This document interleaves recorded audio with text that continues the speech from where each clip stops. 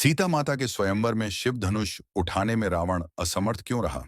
यह एक बहुत ही रोचक और गहन विषय है। इसे समझने के लिए हमें रामायण और उससे जुड़े प्रसंगों को विस्तार से जानना होगा। शिव धनुष, जिसे पिनाक कहा जाता है, भगवान शिव का एक दिव्य धनुष था। इसे राजा जनक ने अपने राज्य मिथिला में संरक्षित रखा था।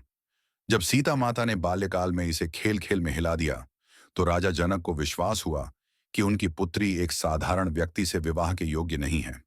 इसलिए उन्होंने घोषणा की कि जो भी योद्धा इस धनुष को उठाकर इसे चढ़ा सकेगा, वही सीता से विवाह करेगा।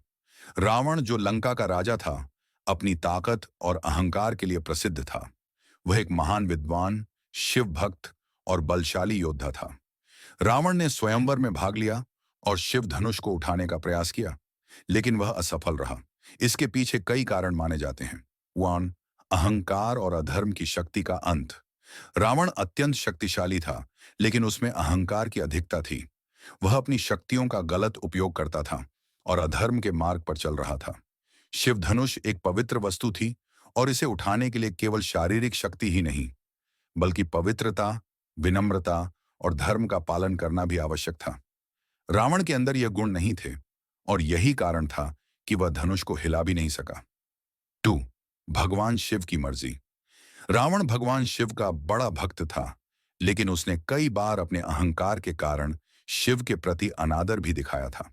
कथा के अनुसार एक बार रावण ने कैलाश पर्वत को उठाने का प्रयास किया, जिससे शिव क्रोधित हुए और उन्होंने रावण को अपनी शक्ति का आभास कराया।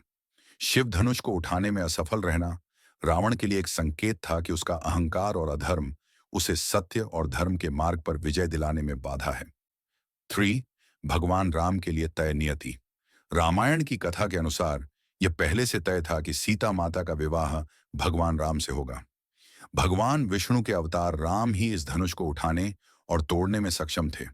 रावण चाहे कितना भी शक्तिशाली क्यों न हो, वह नियति को बदल नहीं सकता था। 4.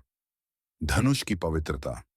शिव धनुष केवल एक शारीरिक परीक्षा का साधन नहीं था, बल्कि यह धर्म और पवित्रता की परीक्षा भी थी। रावण के अधर्म और पापों के कारण वह इस परीक्षा में असफल रहा। अंत में भगवान राम ने शिव धनुष को न केवल उठाया, बल्कि उसे तोड़कर यह सिद्ध कर दिया कि धर्म और मर्यादा में ही सच्ची शक्ति होती है। रावण की असफलता यह दिखाती है कि केवल शक्ति ही पर्याप्त नहीं होती। विनम्रता, धर्म और सत्य के साथ चलना भी आवश्यक है। यही रामायण का महत्वपूर्ण संदेश है।